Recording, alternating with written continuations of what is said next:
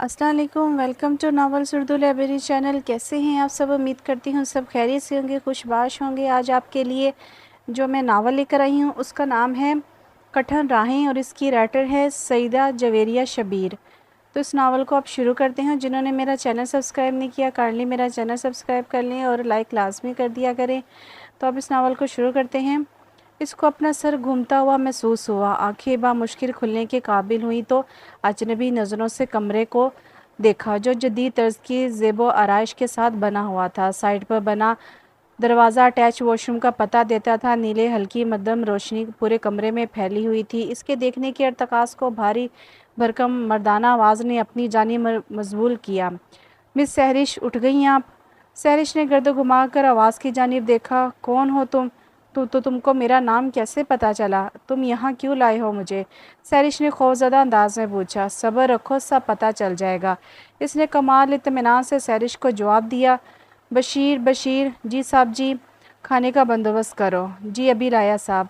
देखो तुम जो भी हो, मैं तुम्हें नहीं जानती, मुझे जाने दो, मेरे घर वाले इंतज़ार कर रहे होंगे। भूल जाओ इन सबको, अब तुम यहाँ से कहीं नहीं जा सकती। सहरिश ने चकराते सर को थामते हुए कहा। क्यों क्यों नहीं जा सकती? तुम कौन होते हो मुझे रोकने वाले? मैं जाऊंगी। सहरिश मुश्तल होकर दरवाजे की तरफ की जानिब लपकी। इससे पहले कि वो कमरे से बाहर निकली, जहांगीर ने इसके बाजू से पकड़कर झटके से अपनी जानिब किया। तुम्हें एक बात समझ में नहीं आती क्या? क्या कहा है मैंने? गरजदार आवाज़। सहरिश सहम गई। वो मैं मुझे मुझे जाने दो। सहरिश ने हाथ में जहांगीर की कलाइयाँ सहरिश के हाथ में जहांगीर की उंगलियां खुप गई थीं।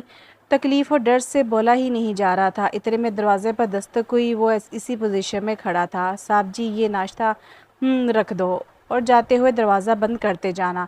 सहरिश ने सुना तो जोर लगाकर अपना बाजू इसके शिकंजे से छुड़ाया और दौड़कर इससे 2 फुट दूर हुई। तुम ये ठीक नहीं कर रहे हो। मैंने क्या बिगाड़ा है? सहरिश को लगा जैसे कहीं गलत हो जाएगा कुछ। इसकी आंखों में खौफ हलकोले ले रहा था। फ़िलहाल तो अभी तुम खाना खाओ और इस छोटे से ज़हन पर ज़ोर मत डालो। उंगली इसके सर पर रखी। ले जाओ अपना खाना, ये हराम का खाना अपने पास रखो, मैं नहीं खाऊंगी, सहरिश ने चलाते हुए कहा। वो जो बाहर जा रहा था अपने कदम वहीं रोक लिए और पलट कर इसके पास आया। क्या कहा? हराम का खाना? तुम्हारे बाप की तरह नहीं हूँ, आई समझ। और अगर अपनी खैरियत चाहती हो तो चुपचाप खाना खाओ, अभी थोड़ी देर में निकाह है हमारा। ये कहकर वो लंबे लंबे डग भरता कमरे से निकल गया। क्या निकाह? नहीं, ऐसा नहीं हो सकता। मैं किसी भी हालत में निकाह नहीं करूँगी। मेरे माँ बाप का क्या हाल हो गया होगा। खाना वैसे का वैसा रखा था। इसे तो अपनी इज्जत की और अपने घर वालों की परवाह थी, भूख की किसे परवाह थी। थोड़ी देर में एक मुलाजमा इसका निकाह का जोड़ा और जेवरात लिए अंदर कमरे में आई। बीबी जी, ये पहन लें, साहब जी ने भेजे हैं। सहरिश ने इसे खूनख्वार नज़रों से देखा, जैसे इसका ही सारा कसूर हो। दफ़ा हो जो यहाँ से, बता दो अपने साहब जी को कि मैं मर जाऊंगी लेकिन इसे से निकाह नहीं करूंगी। हलक के बल चीखने से इसके गले में खराश पड़ गई थी।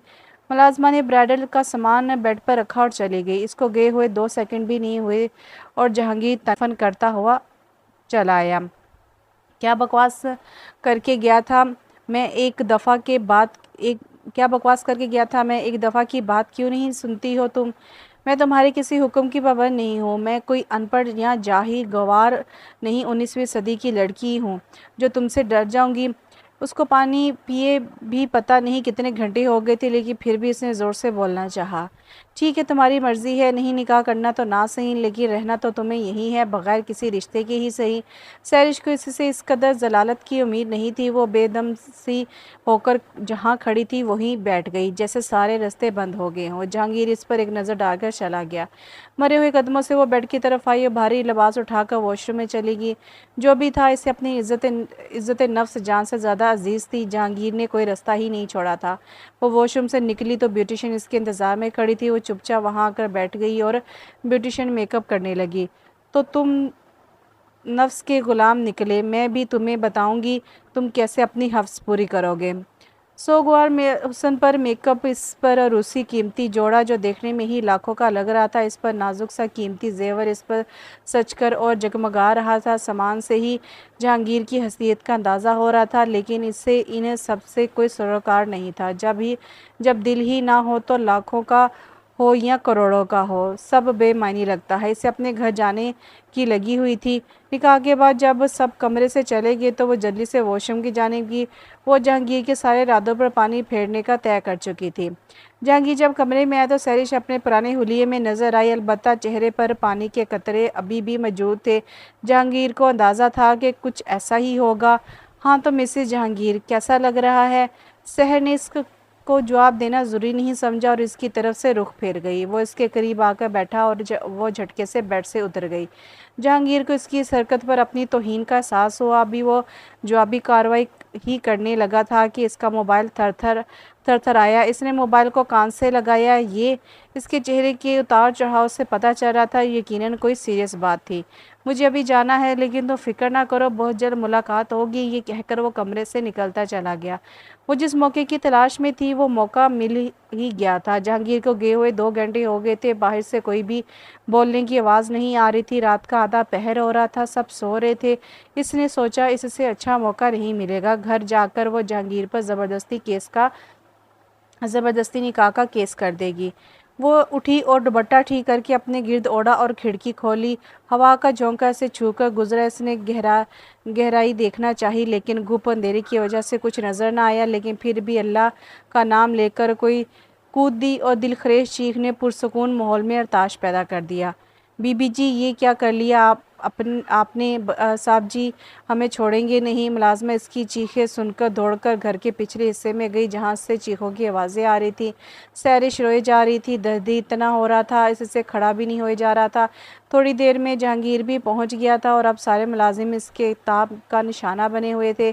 अब इसका रुख सहरिश की तरफ था, जो अपना पाँव पकड़े रोए जा रही थी। लब बींच कर इसने मुलाजमा को डॉक्टर को लाने का कहा और खुद झुककर सहरिश को अपने बाजुओं में उठाया और कमरे में बेड पर लाकर बैठाया।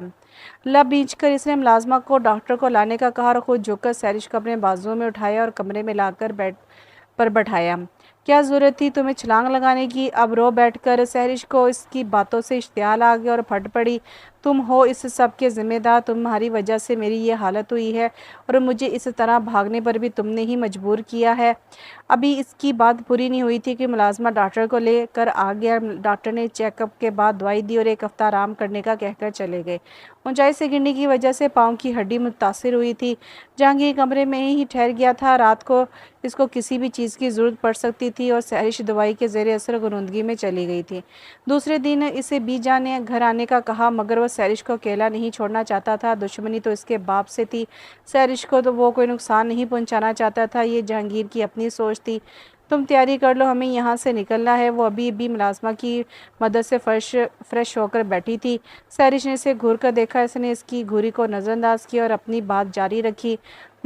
हम सिकंदर पैलेस से जाएंगे, वहाँ बीजान यानी कि मेरी माँ रहती हैं। अब तुम वही रहोगी।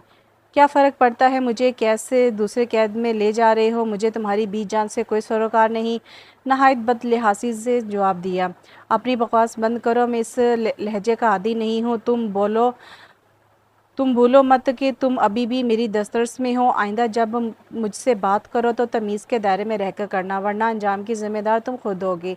आवाज़ में शेर की सी धार थी जो इसे समा गई। इसने मुलाजमा से चादर मंगवाई और मुलाजमा से कहकर ड्राइवर को गाड़ी निकालने का कहा। सहरिश खामोशी से इसकी कार्रवाई देख रही थी।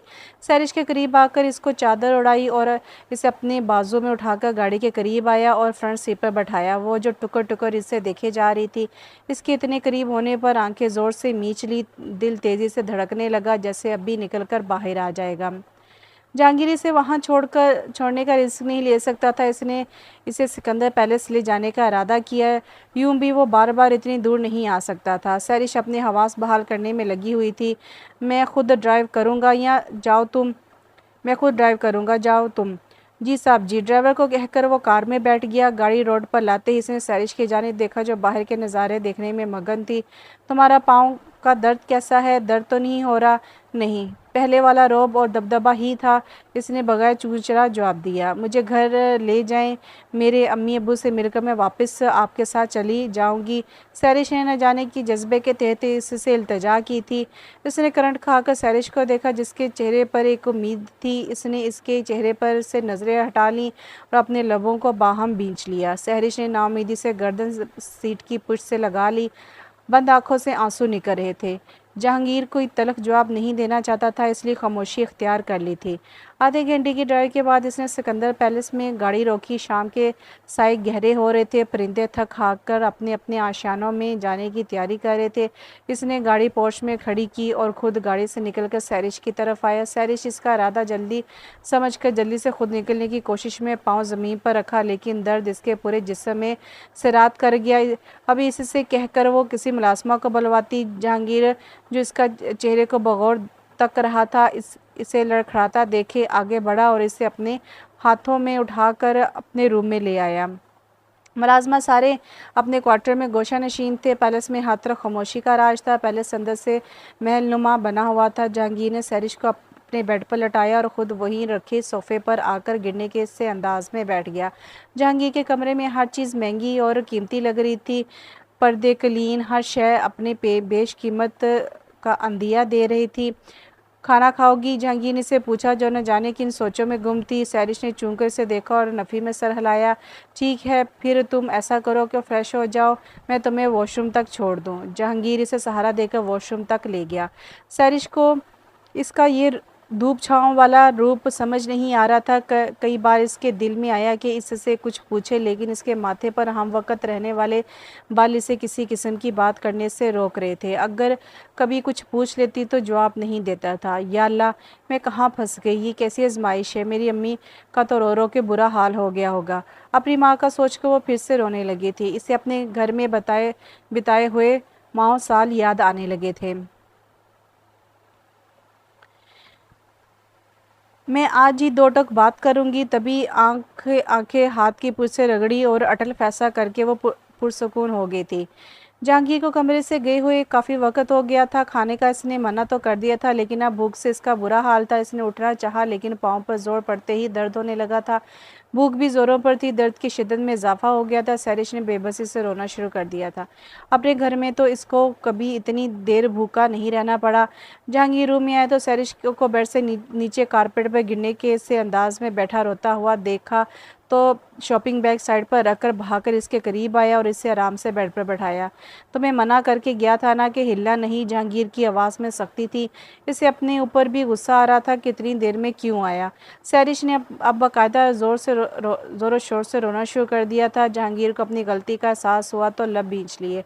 फिर उठकर साइड टेबल पर रखे हुए जग से गिलास में पानी भरा और सैरिश को दिया। अब बताओ, क्यों रो रही हो? जहांगीर का अब के लहजा नॉर्मल कर लिया था। मुझे भूख लगी है, मैं किचन में जाना चाहती थी। दर्द की वजह से आगे ना बढ़ सकी और गिर गई। सैरिश के चेहरे से बेबसी आया थी। हिचकियों से इसका जिस्म लर्ज रहा था। जहांगीर को रदामत ने आन घेरा और किचन में आकर खुद खाना गर्म करके इसे दिया और ख़ुद भी साथ खाने लगा। भूख तो इसे भी बहुत लगी हुई थी। सैरिश ने हिचकिचाते हुए खाना खाया था, जबकि जहांगीर ने अपना पूरा ध्यान खाने पर लगाया हुआ था, जैसे इससे ज़रूरी और काम ही ना हो इसके लिए। खाने के बाद जहांगीर ने इसे दवा दी और खुद दूसरे रूम में जाकर सो गया।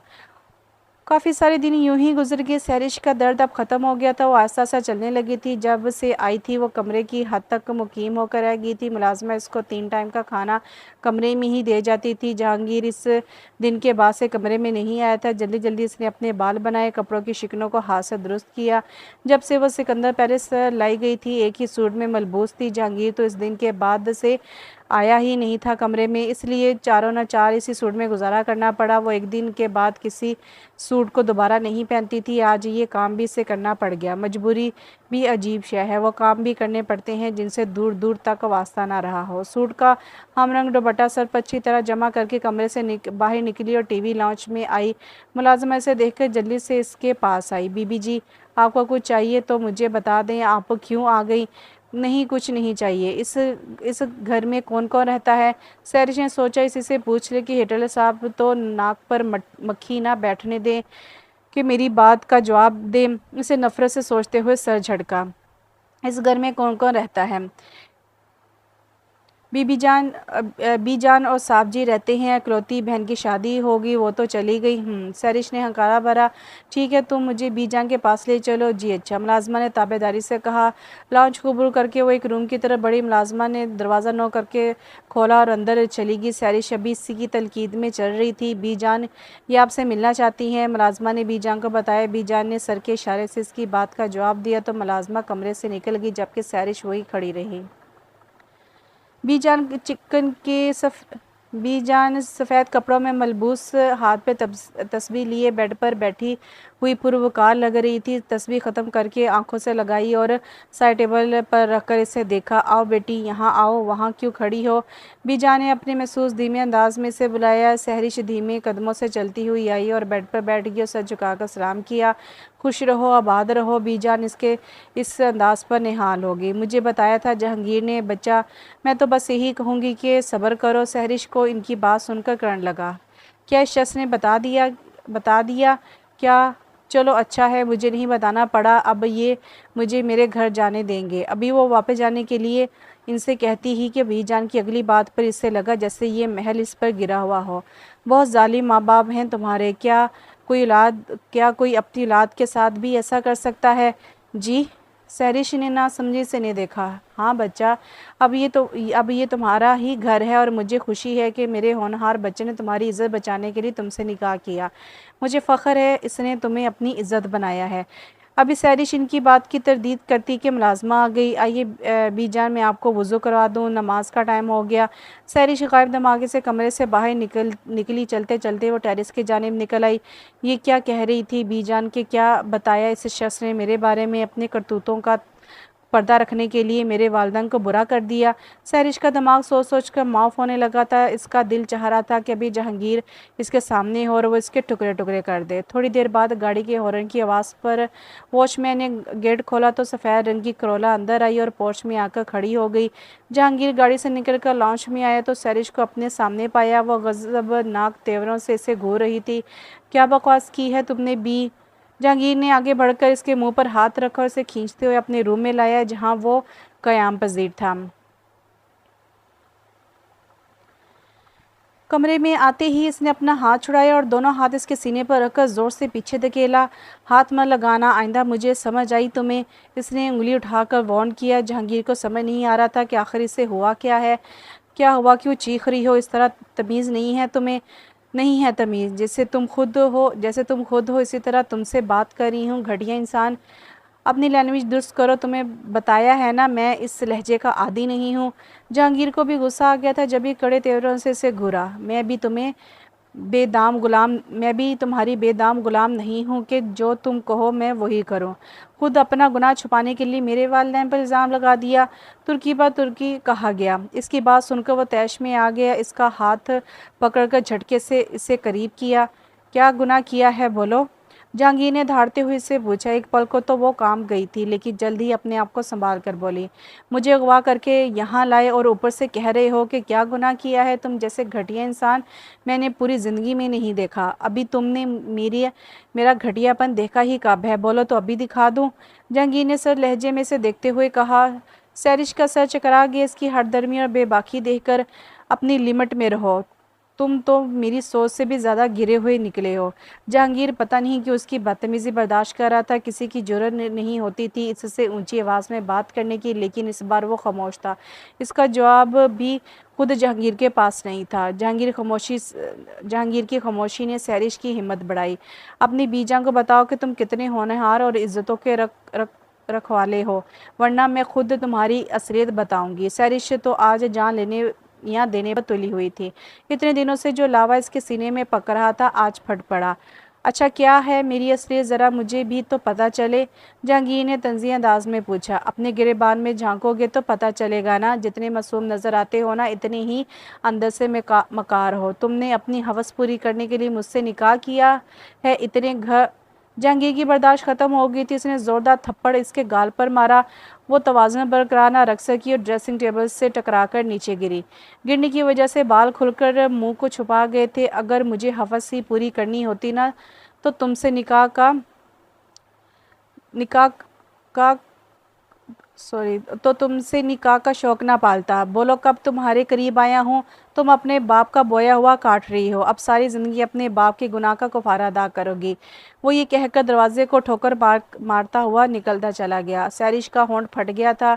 कोनी पूरी तरह छिल गई थी। सर ज़मीन से लगने की वजह से वो बेहोश हो गई थी। जिसको जिसको कभी फूलों की छड़ी से भी ना मारा हो, वो इसकी पड़ने वाली ज़रब बर्दाश्त ना कर सकी।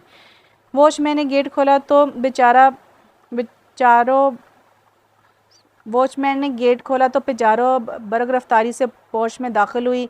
यासर खानज़ादा पिजारों से निकले और खानज़ादा हाउस में दाखिल हुए। इन्हें देखते ही एक मुलाजिम ने आगे बढ़कर इनका ब्रीफकेस और कोट थामा, जबकि दूसरे मुलाजिम ने पानी का गिलास आगे किया। मखमली कारपेट पर वो जूतों के समेत लाउंज में दाखिल हुए। प्यारी सी मनमोहनी सूरत, सफ़ेद जैसी रंगत, साफ रंगत, चमकती हुई आंखें, कटे हुए बाल माथे पर बिखरे हुए थे जिन्हें वो बार बार हटा रही थी। उंगलियां तेज़ी से लैपटॉप पर हरकत कर रही थी। नाजुक सरापा बिलाशुबा परी की मानी लगती थी, हाथ लगाने से मैली हो जाए। सैरी सोफे पर बैठी अभी गेम में मसरूफ़ थी। Sehar, my child, how are you? Oh dad, what a pleasant surprise. Sarish ने यासिर खानज़ादा की आवाज़ पर गर्दन घुमाकर देखा और चहकती हुई इनके गले लगी। डैड, आपको मैंने कितना मिस किया। इतने लंबे टूर पर गए हुए थे आप। सैरिश ने लाड से शिकवा किया। ओह मेरा बेटा, कल का पूरा दिन आपका कल हम शॉपिंग पर जाएंगे, घूमेंगे और डिनर भी। ओह डैड, आप बहुत अच्छे हैं। चलो मैं ज़रा फ्रेश हो जाऊँ। यासिर सैरिश का गाल थपथपाकर कमरे में चले गए और वो दोबारा लैपटॉप पर मसरूफ़ हो गई। खानज़ादा हाउस की बुनियाद बरसों पहले अब्दुर्रहमान साहब ने पंजाब के गांव में रखी थी। शादी करके वो वहाँ आबाद हो गए थे। गांव को आबाद करने के लिए वहाँ स्कूल, अस्पताल बनाए। यूँ गांव का पोश इलाका आबाद हुआ। वहाँ का सरदार भी लोगों ने इनकी कारकर्दगी, नेकी और नरम मिजाजी को देखकर मुंतखब किया था। मिन्नतों मुरादों से यासिर दुनिया में आए थे। चूँकि इकलौते थे इसलिए अब्दुर्रहमान के बाद इन्हें ही गद्दा नशीन होना था, इसलिए इनकी तरबियत नवाबों जैसी हुई थी। ऐशो इशरत में पलने वाले यासिर ज़िद्दी और मगरूर हो गए थे। बचपन में ही अब्दुर्रहमान साहब ने अपनी भांजी आलिया से यासिर की निस्बत तय कर दी थी। अब्दुर्रहमान की वफ़ात के बाद यासिर खानज़ादा पंचायत के मुश्तरका फ़ैसले से गद्दी नशीन बने। यूँ गांव के छोटे बड़े फ़ैसले यासिर की मईशत में यूँ गांव के छोटे बड़े फ़ैसले यासिर की मौजूदगी में तय पाने लगे। मुंशी आलम, ये लड़की कौन है? खान साहब, ये अपने मलिक नवाज़ की पोती है। रब नवाज़ इसका भाई है। मुंशी आलम यासिर का मशीर था, हर वक्त इसके साय की तरह साथ रहता था। मुंशी आलम, तुम ऐसा करो, हवेली का चक्कर लगाओ, मैं यहीं हूँ। जी खान साहब, जो हुक्म। यासिर खानज़ादा की लड़की को देखकर नीयत ख़राब हो गई थी। था भी वो आवारा तबीयत का मालिक। वो मियानी चाल चलता हुआ इसके करीब आया। ए लड़की, तुम्हारा नाम क्या है? तुम कौन हो? तुमको अपना नाम क्यों बताएं? मैं कौन हूँ ये छोड़ो, बस इतना जान लो कि तुम हमारे मन को भाग गई हो। यासिर ने मकरू हंसी हंसते हुए कहा। नगीन ने घबरा कर अपनी चुंदरी से छुपे हुए मुंह को और छुपाया और अब सिर्फ इसकी बुरी आंखें ही दिख रही थी। औरत को अल्लाह ने ये खूबी दी है कि वो मर्द की नीयत को पहचान लेती है। जबकि यासिर के सामने अकल और शौर रखने वाली पढ़ी लिखी और बालिग लड़की खड़ी थी, तो वो इसकी नीयत के खोट को कैसे न पहचानती। हम अजनबी से बातें करना पसंद नहीं करते। वो ये कहकर आगे बढ़ी ही थी कि यासिर ने इसकी कलाई पकड़ ली। वो आगे कदम बढ़ा चुकी थी। यासिर ने इसके हाथ पकड़कर अपनी जानिब खींचने से लड़खड़ाकर इसके सीने से जा लगी। चुनरी सर से फिसल गई थी।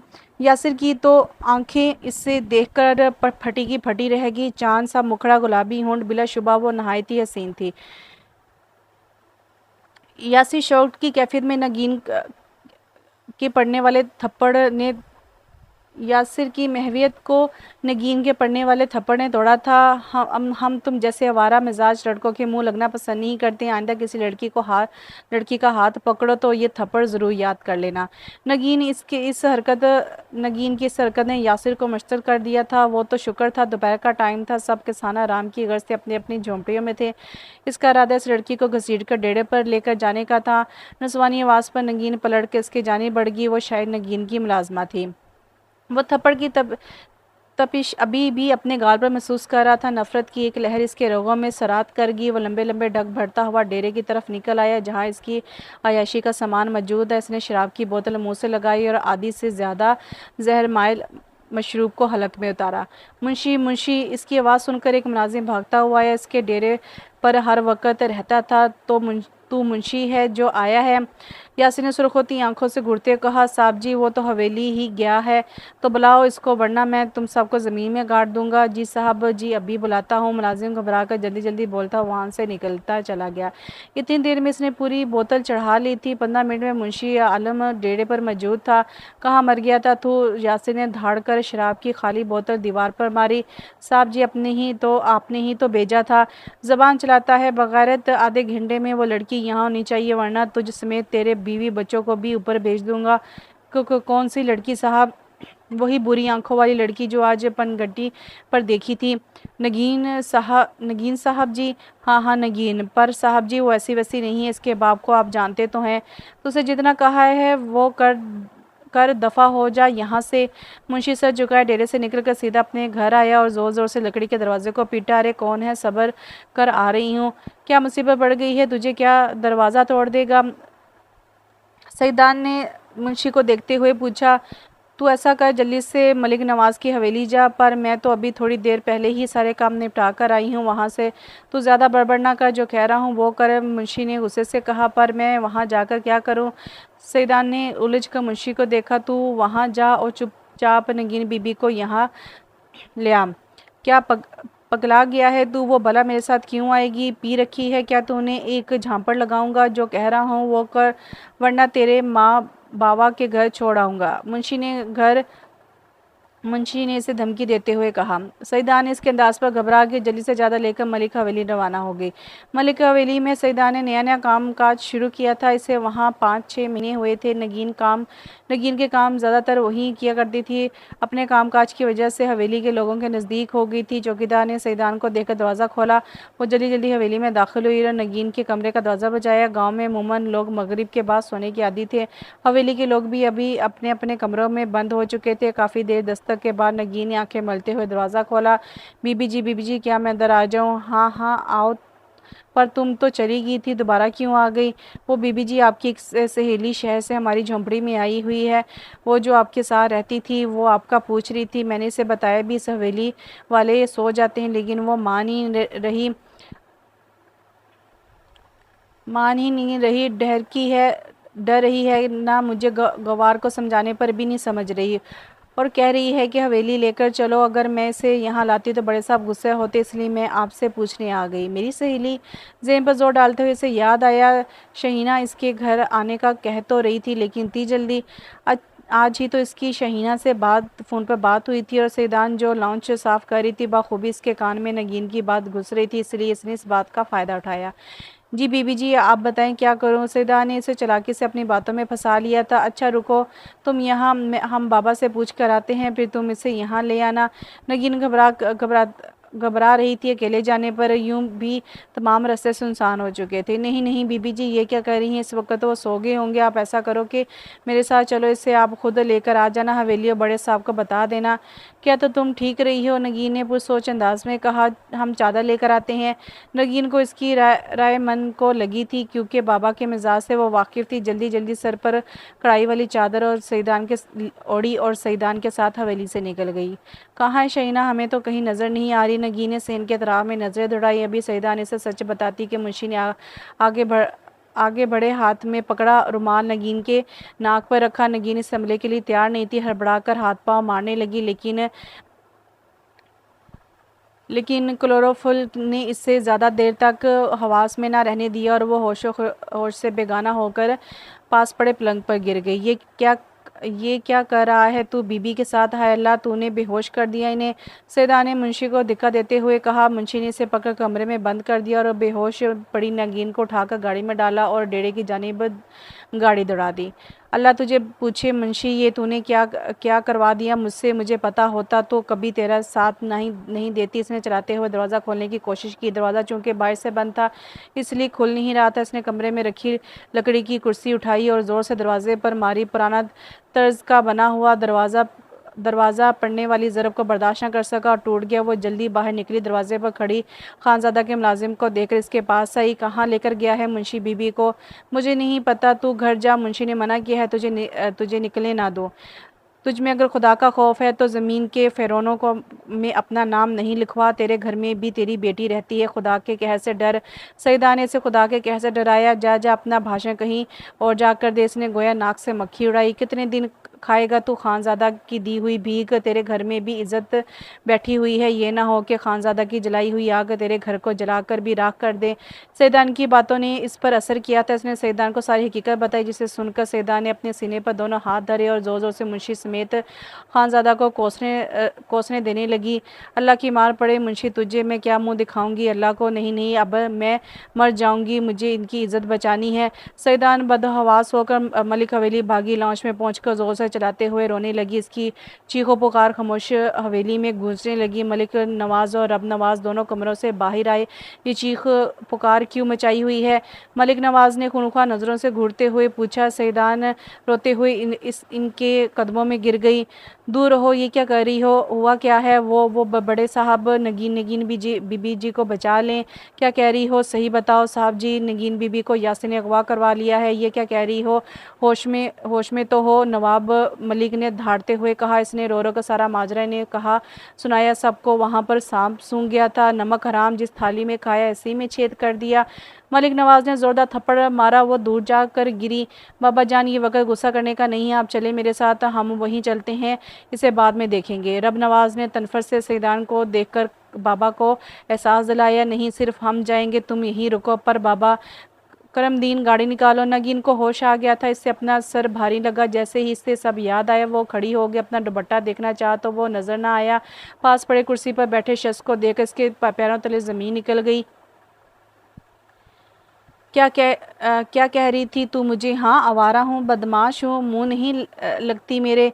अब तुझे बताऊँगा कितना आवारा हूँ। नहीं नहीं, मुझे माफ़ कर दो, खुदा के लिए माफ़ कर दूँ? हाँ, यासिर किसी को माफ़ नहीं करता। तुम मेरे बाबा को नहीं जानते, वो तुम्हारे टुकड़े टुकड़े कर देंगे। हाँ हाँ, यासिर ने इसकी धमकी पर छत पार कहका लगाया।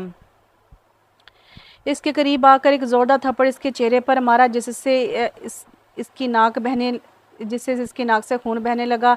तुम इंतहाई गिरे हुए दरिंदे हो, तुम जैसा घटिया इंसान मेरी नज़र में कीड़े मकोड़े से भी गया गुजरा है। इसके अल्फाज जल्दी पर तेल का काम कर गए। वो इस पर वैश्यों की तरह झपटा। इसकी सिसकियाँ, आहें, चीखों पुकार ने आसमान तक को हिला दिया था, लेकिन इसकी शैतानियत को नहीं रोक सकी थी। सफाकत की इंतहा थी, इंतहा।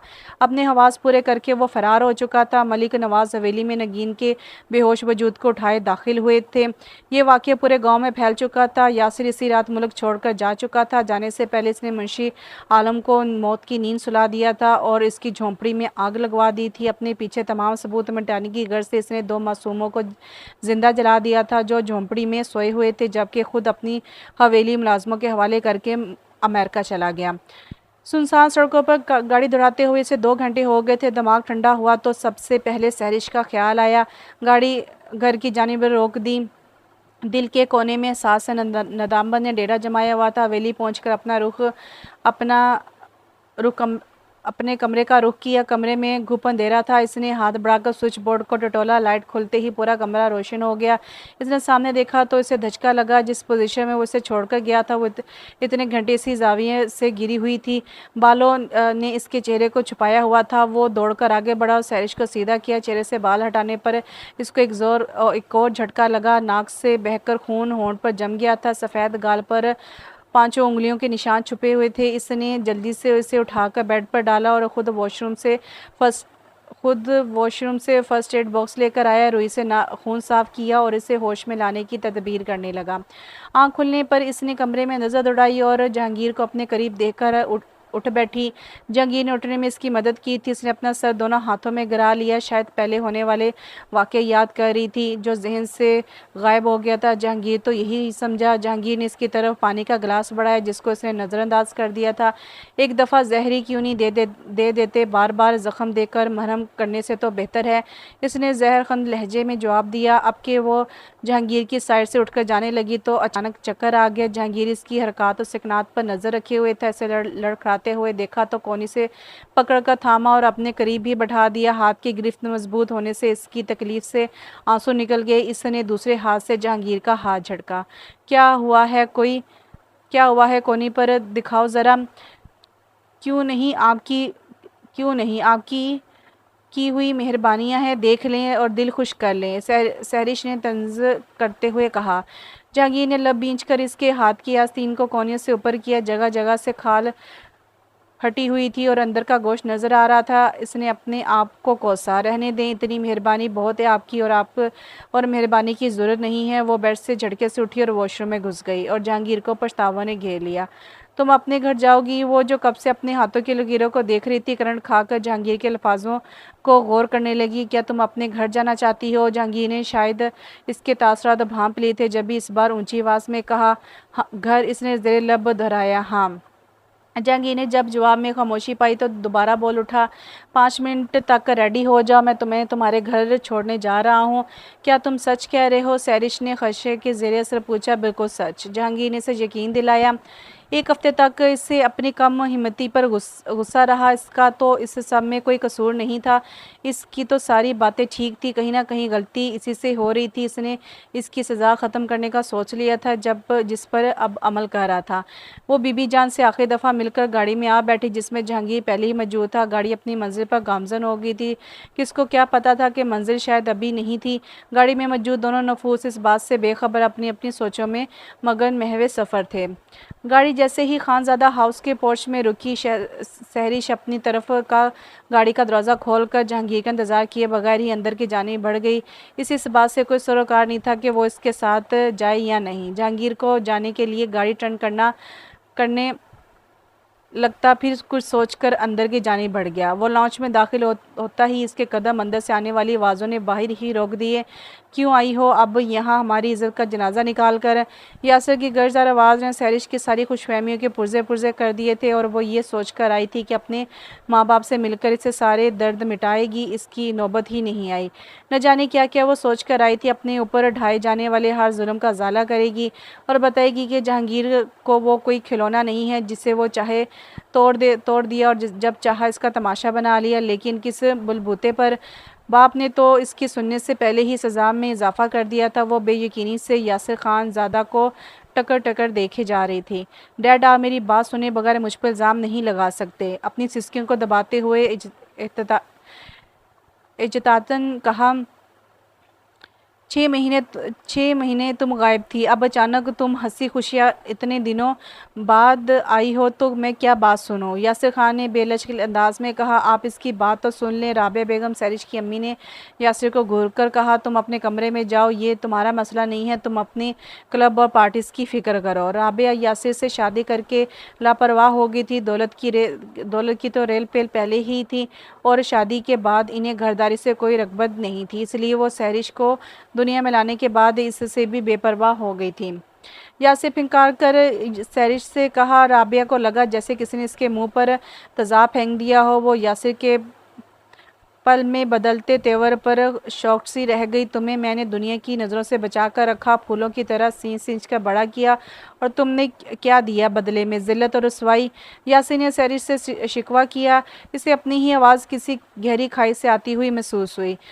तो क्या कहते हो यासिर खान ज़्यादा पसंद नहीं आई तुम्हें ये ज़िल्लत और रुसवाई?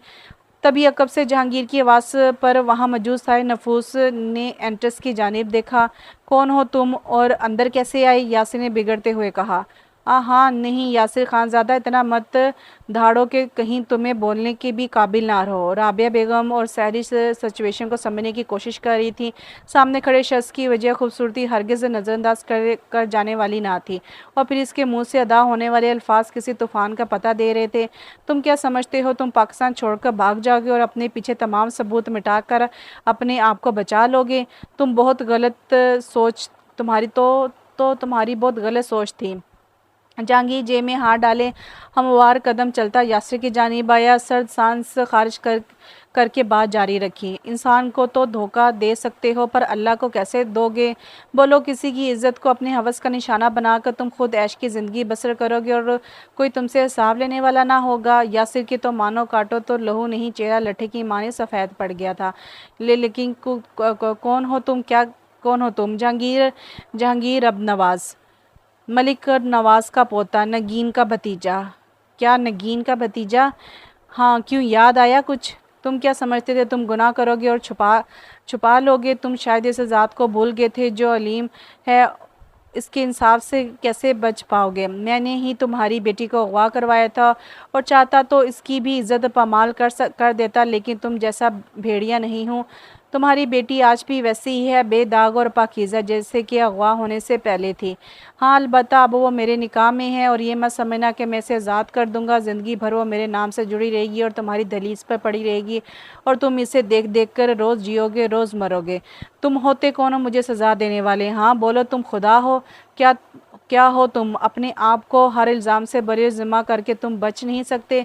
मेरे बाप ने कमीनगी दिखाई तो तुमने कौन सा अच्छा काम किया है? तुम भी मेरे बाप के साथ बराबर के ज़िम्मेदार हो। हूँ आए बड़े शरीफ नफ्स। सैरी जो कब से अपने बाप की ऐशी का किस्सा सुन रही थी, जहांगीर को अपने खुद साख्ता हमायत करने पर तिलमिला गई और जहांगीर के कुर्ते का कॉलर पकड़कर खींचने लगी। बंद करो अपनी बकवास। जहांगीर सैरिश के अल्फाज पर आग बगूला हो गया और सैरिश के दोनों हाथों को झटका क्यों बुरा लगा। सैरिश ने तंजिया देखते हुए कहा, तुम मर्द हमेशा अपने इंतकाम की आग औरतों के ज़रिए निकाल कर अपनी मर्दानगी समझते हो। थू है तुम जैसे मर्दों पर।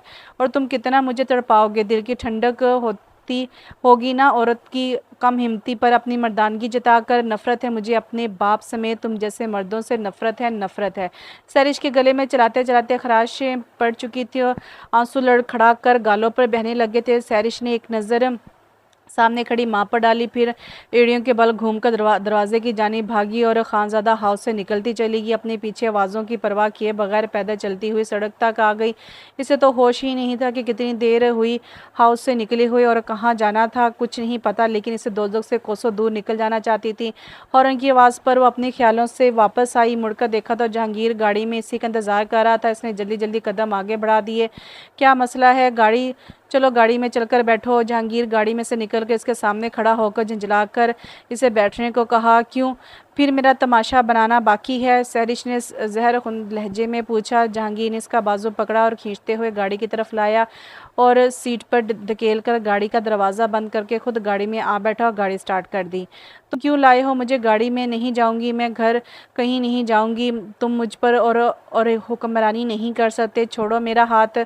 जहांगीर इसे खींचता हुआ गाड़ी में बैठाकर गाड़ी के दरवाजे को लॉक किया। जब कोशिशों से भी गाड़ी का दरवाज़ा नहीं खोला तो सैरिश ने इसे खूनख्वार नज़रों से देखा। सैरिश बीबी, शायद आप भूल रही हैं आप मेरे निकाह में हैं। बहुत जल्द इस कागजी बंधन को भी मैं तोड़ दूंगी। तुम क्या समझते हो तुम्हारे साथ हंसी खुशी अज़वाजी ज़िंदगी गुजारूंगी? तो भूल है तुम्हारी। इसकी बात पर जहांगीर की दिमाग की रगें तनगी। गुस्से से इसने इसका बाजू पकड़कर अपनी जानिब खींचा। भूल जाओ तुम कि मैं कभी इस बंधन से आज़ाद करूंगा तुम्हें और आइंदा ये बकवास ना सुनो। वो इसे तनबीह करके अपनी तवज्जो ड्राइविंग पर लगा चुका था। जंगली नहीं तो, सैरिश ने घूर कर बड़बड़ाते हुए कहा और खिड़की की जानिब मुंह करके आंसू पीने लगी। जहांगीर, कौन है ये? किसको तुम मेरे कमरे में लाए हो? नगीन की आवाज़ में लर्ज़राहट इसके बुढ़ापे की दहलीज पर कदम रखने का पता दे रही थी। नगीन की आवाज़ पर सैरिश का सकता टूटा और वो जाकर नगीन के घुटनों में बैठ गई और ज़ोर ज़ोर से रोने लगी, यहाँ तक इसकी हिचकियाँ बंद गई थीं।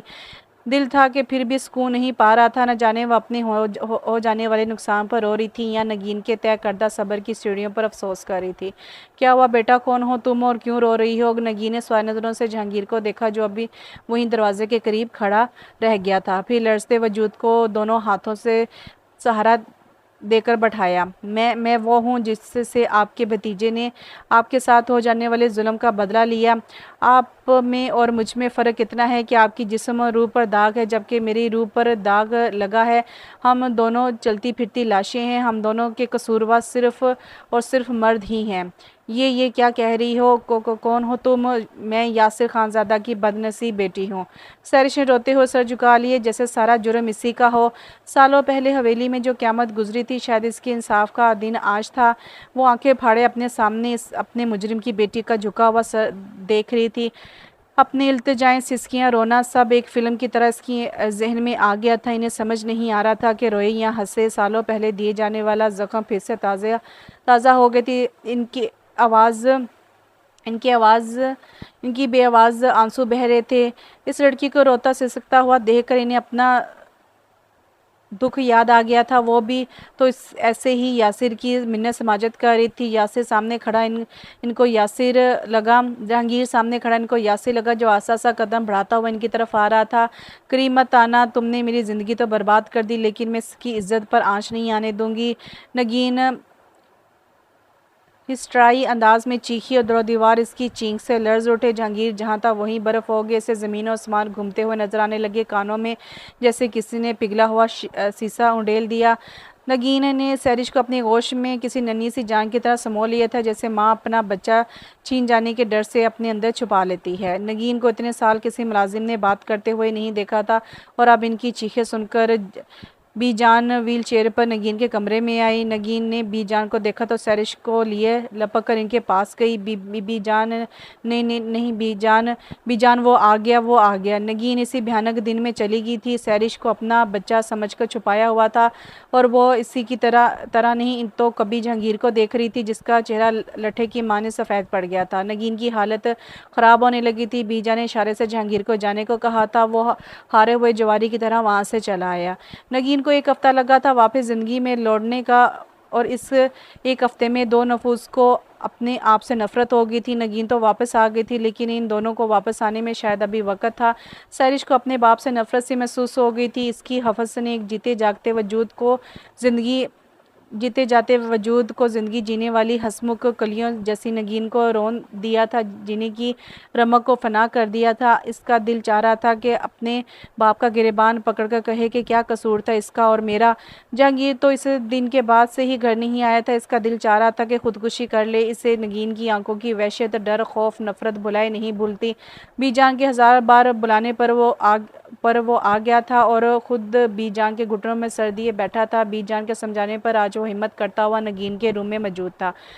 नगीन के आंसू रवाना थे और मसले पर बैठकर तस्बीह पढ़ने में लगी हुई थी। जहांगीर ने आगे बढ़कर इसके आंसू साफ किए। अभी शायद वो कुछ कहता ही कि पढ़ने वाले थप्पड़ से इसकी बात मुंह में ही रह गई थी। अफसोस हुआ मुझे तुम पर जहांगीर, भैया ने तुम्हें यही सिखाया था।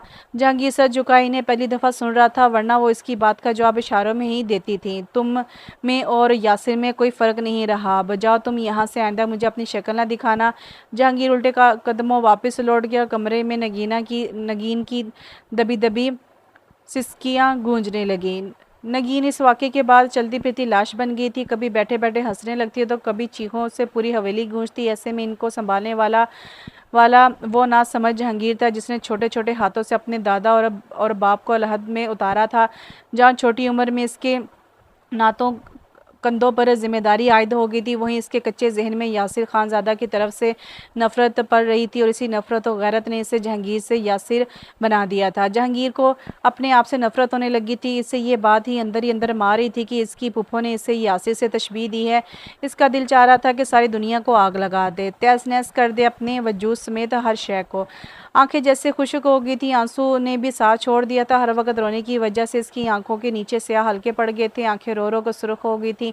बाप जैसा भी था तो बाप ही इसका गम सहरिश को अंदर ही अंदर मार रहा था। कुछ ना सही बाप के जनाजे को ही देख लेती। जहांगीर कमरे में आया तो रोज़ की तरह आज भी वो इसी हालत में बैठी थी। रोज़ की तरह आज भी इसके अंदर मलाल ने घेरा जमा लिया था, लेकिन आज जहांगीर ने सहरिश से बात करने का तैयार कर लिया था। क्यों रो रो को खुद को हलकान कर रही हो? देखो, जब इंसान के पास अपनी मर्जी और अपनी पसंद का अख्तियार बाकी ना रहे तो खुद को हालात और तकदीर के सुपुर्द करके बेफिक्र हो जाना चाहिए। इसके अंदाज में अपनायत थी, मोहब्बत थी। वो इसका ध्यान बटाना चाह रहा था, लेकिन ये मोहब्बत सहरिश को खार बनकर चुभी। वो इसकी शक्ल देखने की भी रवादार नहीं थी। इसकी बात इसे पतंगे लगा गई। बंद करो अपनी बकवास, तुम सब मर्दों से नफरत है मुझे। जाओ, चले जाओ यहाँ से, जाओ। जुनून सैरिश पर जुनून सवार हो गया था। जहांगीर को इसकी इस कैफियत से घबराहट तो हुई, लेकिन वो भी अटल फैसला करके आया था। तुम भूल क्यों नहीं जाती हो सब तल्ख हकीकत को, तुम समझौता भी तो कर सकती हो सैरिश। ज़िंदगी हर बार तुम्हारी मनपसंद सौगात तुम्हारी झोली में नहीं डालेगी। खुशफहमियों का दायरा इतना वसी ना करो कि मायूसी का सामना करना पड़े। तुम क्या समझते हो तुम्हारी इन बलाओं में आकर मैं तुम्हारी की जाने वाली हर ज्यादती को भूल जाऊंगी। सैरिश जहर में भुजे तीर जहांगीर की जानिब फेंक कर रुख मोड़ गई। जबकि जहांगीर को हर बार की तरह इस बार भी मायूसी का सामना करना पड़ा। जिस्म पर लगे घाव तो भर जाते हैं, लेकिन रूह पर लगने वाले ताउम्र रहते हैं। जैसे जैसे वक्त गुजरता हर इनमें से खून रजस के नासूर बन जाता है। सैरिश भी इन्हीं घाव से घायल हुई थी। वक्त गुजरता रहा, अपने सामने आती हर चीज़ को रोनता हुआ सैलाब के पानी की तरह जो कि बढ़ता चला जाता है और ये नहीं देखता कि इसकी जद में कितनी लहलाती फसलें आती हैं, कितने मकानों को ढा देता है। बस इसे तो आगे बढ़ने क्या से मतलब होता है। सैरिश ने भी वक़्त के साथ जीना सीख लिया था। वक़्त के की एक बात अच्छी होती है कि वक़्त अच्छा हो या बुरा गुजर ही जाता है। अब सैरिश कमरे में बंद नहीं रहती थी, बल्कि इसका ज़्यादातर वक़्त नगीन या बीजान के साथ गुजरने लगा था। जहांगीर के भी छोटे मोटे काम करने लगी थी। जहांगीर को गो ना सुकून का एहसास हुआ कि ज़ाया नहीं इसकी मेहनत ज़्यादा नहीं तो कम रंग तो लाई। जहांगीर को अपने और इसके माबैन होने वाले रिश्ते का एहसास होता था, लेकिन वो सैरिश को फ़िलहाल किसी भी रिश्ते की नोयत समझाने की पोजीशन में नहीं था। आंधियों ने तोड़ दी हैं दरख्तों की टहनियाँ, कैसे कट गए रात परिंदे उदास हैं। 4 साल बाद यासिर खानज़ादा पाकिस्तान वापस आया था। हवेली मुलाजमों के हाथों में आकर तबाह हो गई थी। सबसे पहले इसने तमाम पुराने मुलाजमों की छुट्टी की और सब समेट कर शहर आ गया। वहाँ इसने आलिया बेगम से शादी की। यूँ शहरियत की ज़िंदगी बसर करने लगा। वहीं से इसने अपना बिजनेस स्टार्ट किया। शादी के 1 साल बाद इसके यहाँ सैरिश की पैदाइश हुई। सैरिश की देखभाल के लिए नौकरों की लाइन लगा दी थी। स्कूल भी वो प्रोटोकॉल के साथ जाती थी। यहाँ यासिर इससे बाहर ले जाता था। आज़ादी से आने जाने की इससे परमिशन नहीं थी। यूँ इसने लड़कपन में कदम रखा। डैड जाने देना, आप मुझे कहीं जाने नहीं देते। सैरिश मार्केट जाने के लिए यासिर को मना रही थी, लेकिन इसके दिल में खौफ था जिसकी बिना पर वह सैरिश को निकले नहीं देता था। मेरी जान, आपकी भलाई के लिए ही कह रहा हूँ, अभी आप छोटी हो, नहीं समझोगी। नहीं डैड, आज आप बता ही दें, क्यों आप मुझे बाहर नहीं जाने देते। सैरिश ने ज़िद्दी लहजे में पूछा। हर बात बताने की नहीं होती, जाओ अपने रूम में जाओ। अब की यासिर ने सख्ती से डांटा तो वो मुंह बनाकर अपने रूम में चली गई। दोपहर से रात हो गई थी। वो मुसलसल अपने कमरे में बंद थी। मुलाजमा 2-3 दफ़ा खाने की टेबल पर बुलाने के लिए आई, लेकिन वो ना आई। तो आखिरकार यासिर को इसकी ज़िद के आगे घुटने टेकने पड़े। अभी वो मार्केट से निकल ही रही थी कि एक वैन इसके पास आकर रुकी और देखते ही देखते सैरिश को गायब होने में टाइम नहीं लगा था। जिस तेज़ी से वैन इसकी तरफ आई थी, इसी तरह बर्क रफ्तारी से धूल उड़ाती हुई निकल गई। वहाँ लोग जो अपने काम में मसरूफ़ थे वैसे ही रहे, किसी को कुछ खबर नहीं। जीता जागता इंसान वहाँ से गायब हो गया। सैरिश को 5 महीने हो गए थे जब से इससे अपने बाप की कमीनगी का पता चला था। इसे मर्ज़दार से नफरत हो गई थी। वो मलिक हवेली आ तो गई थी, लेकिन गुमसुम रहती थी, ना किसी से बात करती और ना जहांगीर से लड़ती थी। घंटों एक ही जाविये में बैठी रहती। खाना दो तो खा लेती, ना दो तो भूखी रहती। जहांगीर ने कई दफ़ा इससे बात करने की कोशिश की, लेकिन जवाब में खामोशी ही मिलती। 1-2 दफ़ा तो बीजान ने भी बुलवाया, लेकिन वो टिस से मिस ना हुई। बीजान फालिज की मरीज़ा थी। जब इन्हें रब नवाज की खुदकुशी करने की इत्तला मिली तो अपने पाँव पर खड़ी ना रह सकी और गिरने और सदमे की वजह से इन पर फालिज का अटैक हुआ। रब नवाज को कत्ल करके खुदकुशी का नाम देने वाला भी यासिर का एक नौकर ही था। वो वॉशरूम से बाहर निकली तो सामने सोफे पर जहांगीर को बैठे हुए देखा तो अपना दुपट्टे की तलाश में बेड पर आई। दुपट्टा ओढ़ा और खुद जाकर खिड़की के पास खड़ी होगी। मुझे तुमसे एक बात करनी है, यहाँ आओ। जहांगीर ने इससे खड़ा देखकर इसे अपने पास आने का कहा। सैरिश ने ऐसे रिएक्ट किया जैसे सुना ही ना हो। देखो, तुम मुझे मजबूर करी हो मैं तुमसे सख्ती से बात करूँ। सैरिश पर खातिर ख्वाह असर हुआ और छोटे छोटे कदम उठाती वहीं बेड पर टिक गई। तुम्हारे बाप का इंतकाल हो गया, जहांगीर ने सर झुकाते हुए बताया। सैरिश का चेहरा सफ़ेद पड़ गया था, जैसे खून ही ना हो। जहांगीर ने ठटक कर इसे देखा। जहांगीर उठकर इसके पास आया और इसे शानों से पकड़कर हिलाया। यकदम सैरिश के साकत वजूद में हरकत हुई। सैरिश के लंबे लंबे कहकों से पूरा कमरा गूंजने लगा। जहांगीर ने इसकी आंखों में झांका जहां वीरानी छाई हुई थी। सैरिश क्यों हंस रही हो? अब कि इसके कहके बुलंद होने लगे थे। जहांगीर को वो कोई दीवानी लगी जो अपना सब कुछ लुटा आई हो। क्या पागल हो गई हो? जहांगीर ने धाड़ कर इसे झटका। हाँ हाँ हो गई हूँ पागल, सुना तुमने, पागल हो गई हूँ। तुम्हें तो खुश होना चाहिए ना, तुमने ले लिया अपना बदला, अपनी फुप्पो की तबाही का बदला तुमने मुझसे ले लिया। मेरा मेरा बाप मर गया, वो मुझे बदनसीब और मुझ बदनसीब को देखो, आखिरी बार भी देख ना सकी। क्या क्या कसूर था मेरा, बताओ मुझे क्या कसूर था मेरा। इसके आंसू आंखों से रवा रवा थे, आवाज़ में सख्ती थी। जहांगीर ने इसका हाथ पकड़ा, उसे खींचता हुआ हवेली के कमरे में लाया।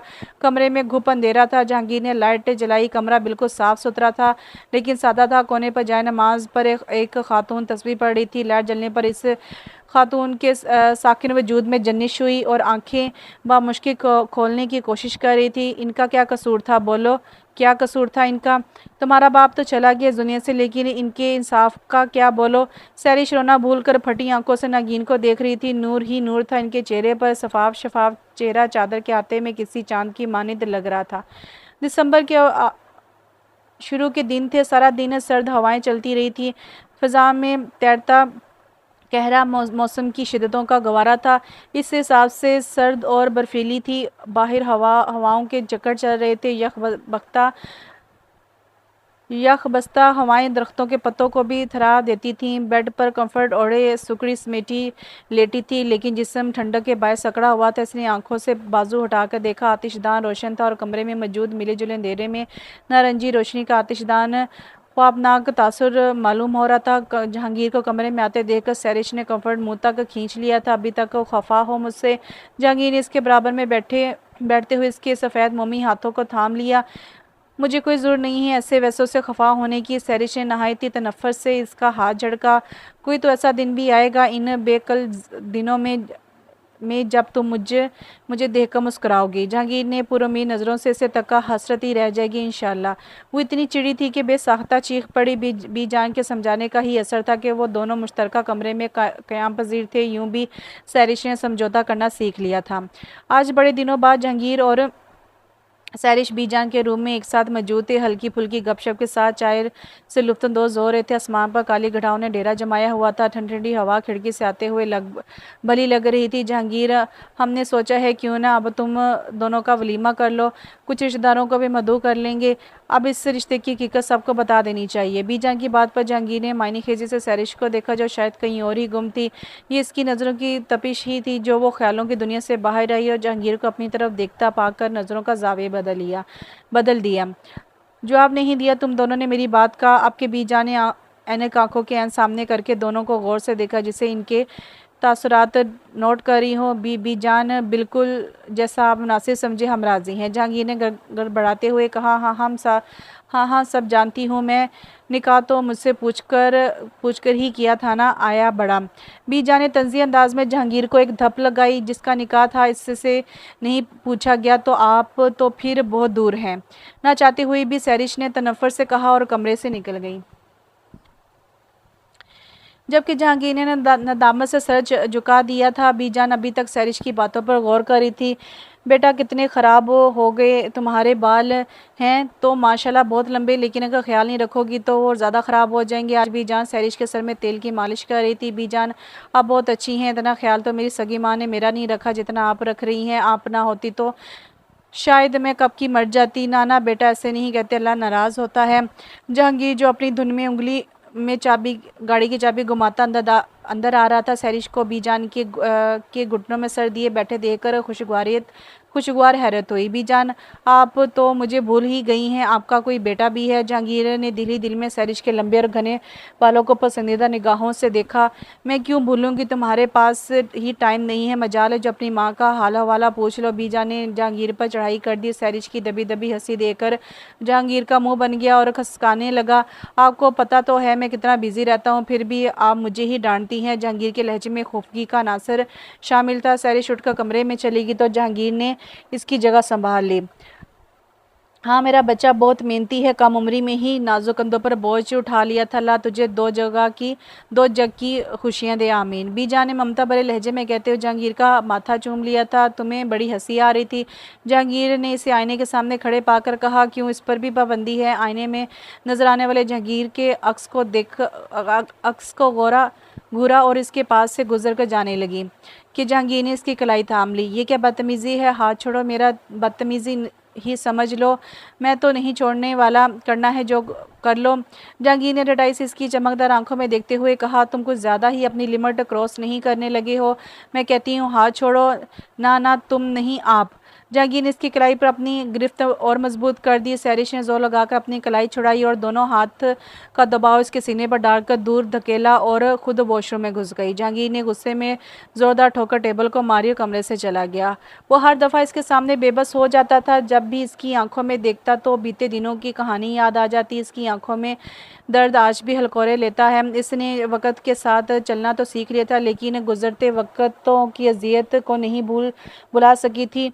और वो दर्द पड़ने वाला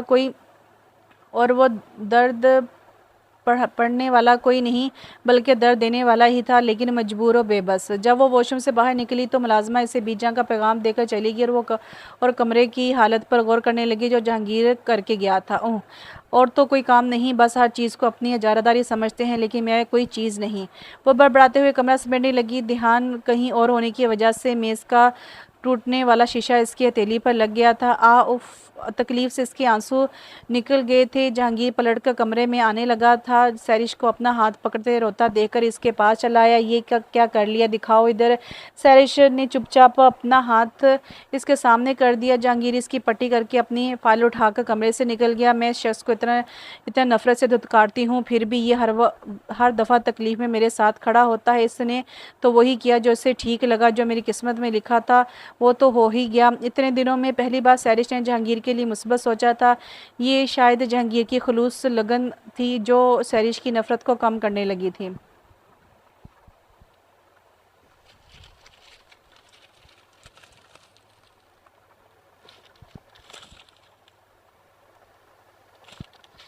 इसे अपने आप पर हैरत हुई कि वो वाकई जहांगीर के लिए मुस्बत सोच रही थी। तो क्या इसको जहांगीर से नहीं, ऐसा नहीं हो सकता, मैं इससे कभी भी मोहब्बत नहीं कर सकती, कभी नहीं।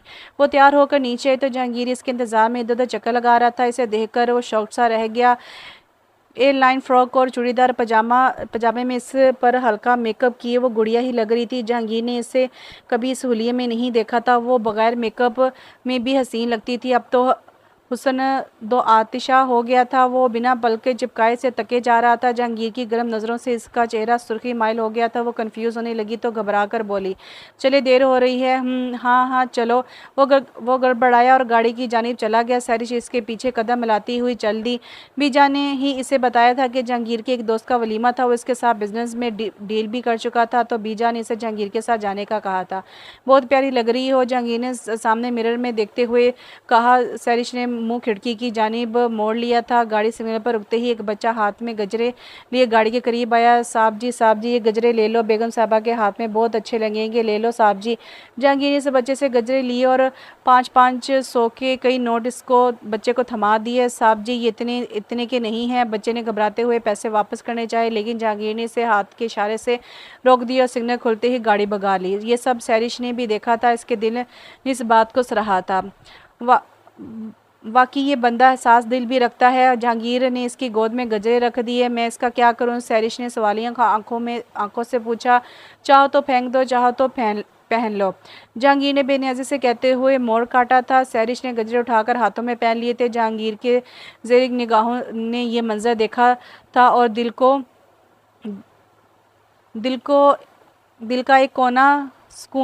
के कोने में सुकून महसूस हुआ था। वलीमे में सारे जहांगीर के बिजनेस वर्कर्स आए हुए थे। सैरिश तो टेबल पर आ गई थी, जबकि जहांगीर अपने कोलीग्स के साथ मसरूफ़ हो गया था।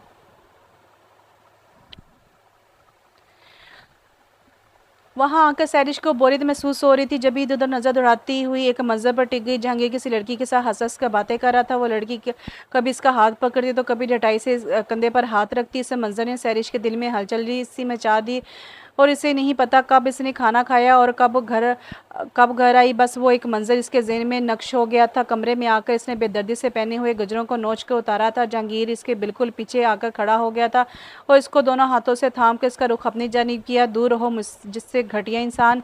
सैरिश ने इसके हाथों को ज़ोर से झटका और बेड पर जाकर टिक गई। अब अपनी चूड़ियों को उतार उतार कर बेड पर फैला रही थी। जहांगीर पहले तो हैरान हुआ इसके अंदाज पर, फिर तंज़ी अंदाज में गोया हुआ, क्या हुआ, इन चूड़ियों को क्यों सजा दे रही हो। सैरिश ने इसकी तरफ से रुख फेर लिया। जहांगीर ने इसे देखकर अफसोस में सर हिलाया और वॉशरूम में घुस गया, जैसे कह रहा हो कि इसका कुछ नहीं हो सकता। पीछे सैरिश कुर्ती रही। पुप्पो, क्या आप मुझे माफ़ नहीं करेंगी? नगीन ने इसकी जानिब से रुख फेर लिया था। जहांगीर इसके कदमों में आकर बैठ गया। आपको पता है पुप्पो, जब मैंने अब्बा और अब बाबा को लहद में उतारा था, जब मुझ पर क्या क़यामत गुजरी थी। जब से मुझे यासिर से शदीद नफ़रत हो गई थी। इसने आपकी जीती जाती ज़िंदगी बर्बाद कर दी। कच्चे जहन में जो नफ़रत बैठ जाए तो इसका अंजाम भी तो निकलना था ना। लेकिन पुप्पो, मैंने सैरिश को अपनी इज़्ज़त बनाया है। मेरी दुश्मनी इससे नहीं, इसके बाप से है, और मैं इसे मर्द दम तक माफ़ नहीं करूँगा। जहांगीर की आंखों से आंसू बह रहे थे। वो सर झुकाए नगीन के बिल्कुल करीब बैठा बच्चों की तरह रो रहा था। आंसू तो नगीन के भी बह रहे थे। आज इस सैलाब का दोनों की आंखों से गुजर कर जाना ही बेहतर था। ये कहाँ ले जा रही हो? जहांगीर ने मुलाजमा को नाश्ते के लज़्मात से बड़ी ट्रे उठाए अपने रूम की जानिब जाता देखा तो पूछ लिया, वो साहब बीबी जी सुबह नाश्ते पर नहीं आई थी तो मैं ये इनके लिए ले जा रही हूँ। लाओ मुझे दो और तुम जाओ। जहांगीर ने मुलाजमा से ट्रे ली और कमरे की जानिब बढ़ गया। सैरिश आड़े तिरछे बेड पर लेटी हुई थी। जहांगीर को ट्रे लिए अंदर आता देखकर सीधी होकर बैठ गई और कंधों पर दुपट्टा फैलाया, बालों को समेट कर जूड़े की शक्ल दी। जहांगीर सोफे पर बैठकर इसे फुर्सत से तक रहा था, जैसे इसके सिवा कोई काम ही ना हो। ये अभी तक गया नहीं क्या? सैरिश ने टेढ़ी निगाह करके जहांगीर को देखा और बड़बड़ाने लगी, तुम आज नाश्ते के लिए नीचे क्यों नहीं आई? मर्जी मेरी, आपको बताने की पाबंद नहीं हो। जहांगीर को इसके टरक से जवाब देने पर गुस्सा तो बहुत आया, लेकिन बर्दाश्त कर गया। मुंह धोकर आओ, नाश्ता करो, जाओ। जहांगीर ने संजीदा आवाज़ में कहा तो सैरिश से चूँ चढ़ा किए बगैर बाथरूम में घुस गई। रेडी हो जाओ, आज हम आउटिंग पर जाएंगे और शॉपिंग भी करेंगे। नाश्ते से फारिग होने के बाद जहांगीर ने आगे का प्लान सैरिश के गोशे गुजार किया। सालों पहले इस लम्हे में चली गई थी जब ये लफ्ज़ यासिर ने भी इसे कहे थे। आंखों के गोशे नम हो गए थे जब वो कितना खुश हुई थी, और अब इसे किसी भी बात से कोई फ़र्क नहीं पड़ता था। जहांगीर जो इसे ही देख रहा था, इसके करीब आकर बैठ गया, इसके हाथ पकड़कर रुख अपनी जानिब किया। क्या हुआ? सैरिश ने इसके हाथ झटक दिए और खिड़की के पास जाकर खड़ी हो गई। मुझे नहीं जाना कहीं भी, सैरिश ने भराई हुई आवाज़ में कहा। आखिर तुम्हें मसला क्या है? आखिर तुम्हारा मसला क्या है? मैं जितना तुम्हारी बेइज्जती बर्दाश्त करता हूँ इतनी ही सर पर चढ़ रही हो। मैं अब और बर्दाश्त नहीं करूँगा। सुन लो तुम। जहांगीर की बर्दाश्त ख़त्म हो गई थी। वो जितने से नरमी से बात करता वो इतना ही हत्थे से उखड़ जाती। तो किसने कहा है बर्दाश्त करो? खुद ही पीछे पड़े रहते हो। जान अजाब में आ गई है मेरी। यहाँ पर जहांगीर की बर्दाश्त ख़त्म हो गई थी। जहांगीर ने ज़ोरदार थप्पड़ इसके गाल पर सीध किया, जिससे वो लड़खड़ा गई, लेकिन फिर संभल गई थी। ये तुम्हारी ज़ुबान जो कैंची की तरह चलती है ना, इसको कंट्रोल करो वरना मुझे काटनी भी आती है। जहांगीर की रगें तन गई थी, गुस्सा चेहरे से सुर्ख हो गया था। सैरिश गाल पर हाथ रखे इसे खूनख्वार नज़रों से देख रही थी। हाँ, तुम मर्दों को और आता ही क्या है सिवाय औरतों को मारने के अलावा? भाड़ में जाओ मेरी बला से। जहांगीर कहकर लंबे लंबे ढक बढ़ता हुआ कमरे से निकल गया और वो अपनी किस्मत पर आंसू बहाती रही। काफ़ी सारे दिन यूं ही गुजर गए। नगीन सारा दिन अपने रब के हजूर इबादत में मसरूफ़ रहती। जहांगीर अपने बिज़नेस के सिलसिले में आउट ऑफ सिटी गया हुआ था। थोड़ी बहुत सैरिश जो इसके करीब हुई थी, अब इस रात के मंजर के बाद फिर बेदिली सी हो गई थी जहांगीर से, और रही सी कसर जहांगीर के थप्पड़ ने पूरी कर दी थी। और चाहे कितनी भी लापरवाह हो, ज़िद्दी हो, लेकिन कहीं ना कहीं वो इस गुमान में रहती है कि मेरा शौहर कभी मुझ पर हाथ नहीं उठा सकता, और यही एक गुरूर होता है जिसकी बिना पर वो अपनी ज़िंदगी के माहों साल इसके संग गुजार देती है। सैरिश भी इसी खुशफहमी में मुब्तला हो गई थी और वो इसकी बदलती नज़रों को समझ रही थी। खुद ब खुद एक मान होने लगा था कि अब कुछ भी हो जाए मुझे सपोर्ट करेंगे, लेकिन वो ये भूल गई थी कि जहांगीर एक मर्द है।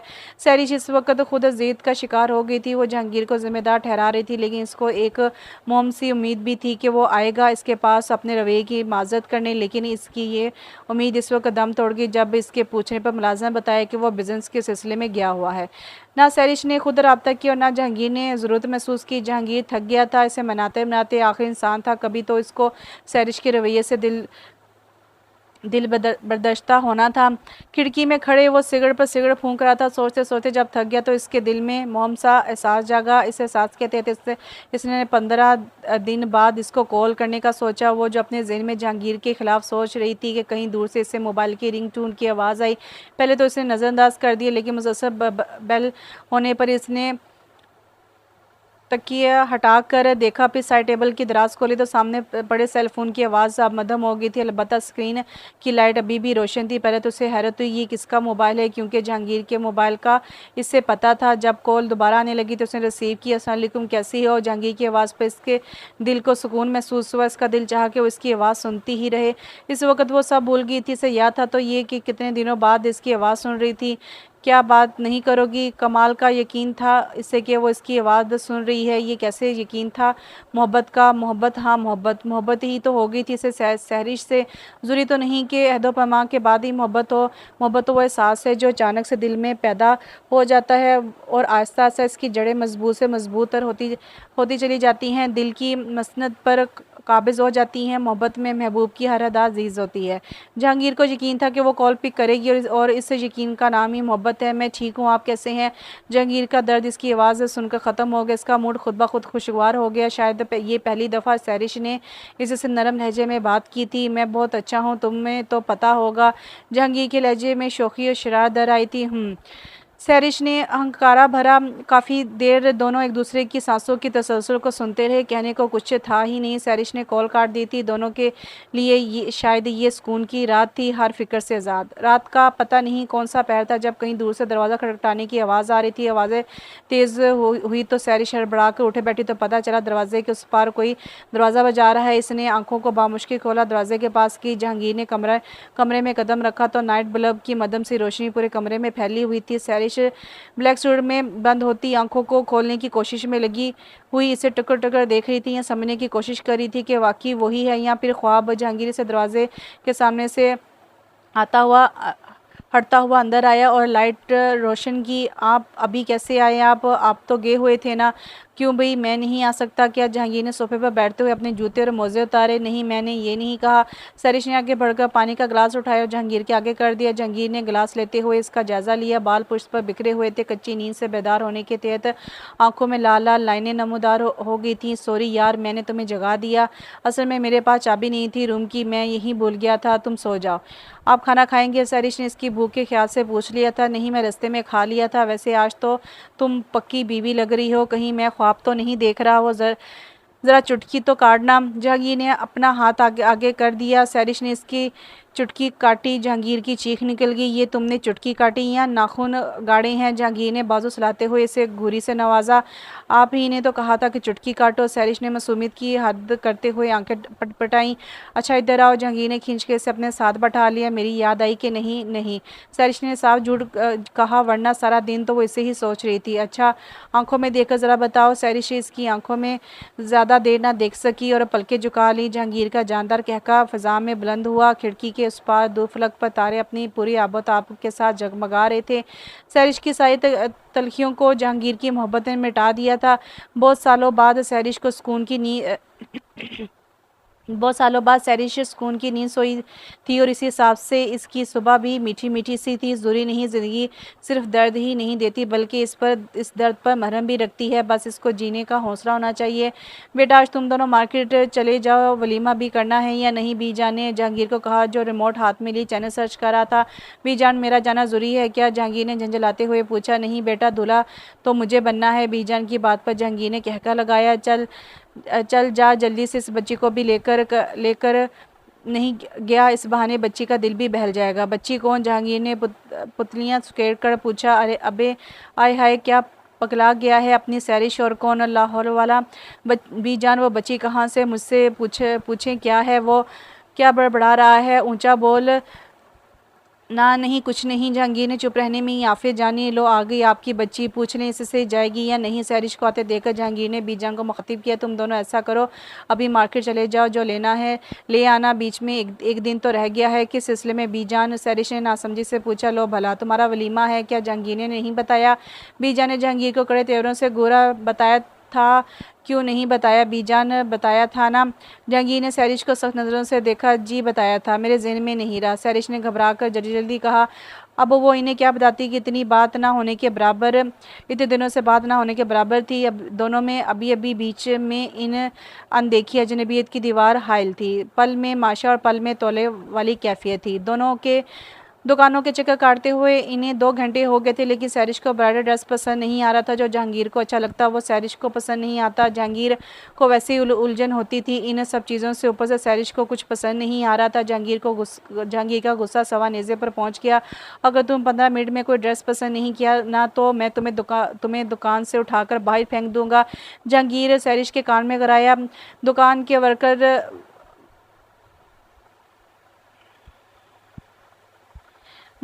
वर्कर ने देखा तो मुंह छुपाकर हंसने लगा। अल्लाह अल्लाह करके इसने सिल्वर और पिंक कलर की मैक्सी पसंद की। जहांगीर ने पेमेंट की और पार्किंग की जाने बढ़ने लगा। आपने अपना ड्रेस नहीं लेना क्या? सैरिश ने इससे गाड़ी की सिमत जाकर देखते हुए पूछा। तुम्हारे साथ तो आप बिल्कुल नहीं लूँगा और मेरे माँ बाप की तौबा जो तुम्हारे साथ शॉपिंग पर आऊँ। जहांगीर ने इसे खरी खरी सुना दी, जिस पर सैरिश की शक्ल रोने वाली हो गई। मुझे सैंडल भी लेने थे, मैं खुद ला दूँगा। सैरिश ने फिर कुछ नहीं पूछा, इससे बैद भी नहीं कि कहीं यहीं ना छोड़ दें। घर आकर वो तो कमरे में बंद हो गई थी, जबकि जहांगीर ऑफिस चला गया था। बीजान के कहने पर पूरा घर रंग बिरंगी कमकमलों से सजाया गया था। जहांगीर ने तो मना किया था, लेकिन बीजान ने इसकी बात की तरदीद करती थी। मेरा एक ही तो बेटा है, इसकी खुशियाँ मैं धूमधाम से मनाना चाहती हूँ। इतने सालों बाद तो हवेली में कोई खुशी आई है। क्यों निगी, सही कह रही हो ना? आज नगीन भी सबके साथ वहाँ मौजूद थी। काफ़ी सालों बाद हवेली में रौनक लगी हुई थी। दूर दराज से रिश्तेदार आए हुए थे। पुप्पो, आपने मुझे माफ़ कर दिया ना? मैं आपका और सैरिश का गुनहगार हूँ, प्लीज़ मुझे माफ़ कर दें। जहांगीर नगीन के सामने दो जानों होकर झुके हुए सर के साथ माफ़ी मांग रहा था। नगीन ने नम आंखों से इसकी कुशीदा पेशानी पर बोसा दिया। वहाँ बैठे हर शख्स की आंखें नम हो गई थी। बस आज के बाद इस हवेली में कोई नहीं रोएगा। जहांगीर ने नगीन और बीजान के आंसू साफ करते हुए सैरिश की तरफ देखते हुए कहा। सैरिश सोकर उठी तो सामने सोफे पर काफ़ी ज़्यादा शॉपिंग बैग्स पड़े थे। खोलकर देखा तो किसी में ज्वेलरी, किसी में सैंडल और कॉस्मेटिक थे। जनाब की चॉइस तो ज़बरदस्त है। शक्ल से तो रूखे पीखे ही लगते हैं और लगता है लड़कियों की शॉपिंग का पूरा तजर्बा है। इसमें इनका तो कोई सूर नहीं है। क्या अपनी चीज़ें नहीं लाए? आगे आएंगे तो पूछ लूँगी। लॉन्च में सब बैठे हुए खुशगपियों में मसरूफ़ वलीमे के अरेंजमेंट्स पर बात कर रहे थे। सारा जो कि जहांगीर की बड़ी बहन थी, अपने शोहर और 2 बच्चों समेत हवेली में आई हुई थी। बड़ा बेटा रेयान और छोटी बेटी शुमाइला दोनों स्कूल में पढ़ते थे। अब वो मामू की शादी में शिरकत के लिए आए हुए थे। मामू मोमानी कहाँ हैं? ये रेयान था जिससे सैरिश के दीदार की कुछ ज़्यादा ही जल्दी थी। लो आगे तुम्हारी मोमानी। जहांगीर ने रेयान को बताया। सैरिश नीचे आई तो नए नए चेहरे देखने को मिले। सारा ने आगे बढ़कर से गले लगाया। तुम बहुत प्यारी हो माशाल्लाह से। सैरिश ने नासमझी से जहांगीर को देखा। ये मेरी बड़ी बहन है।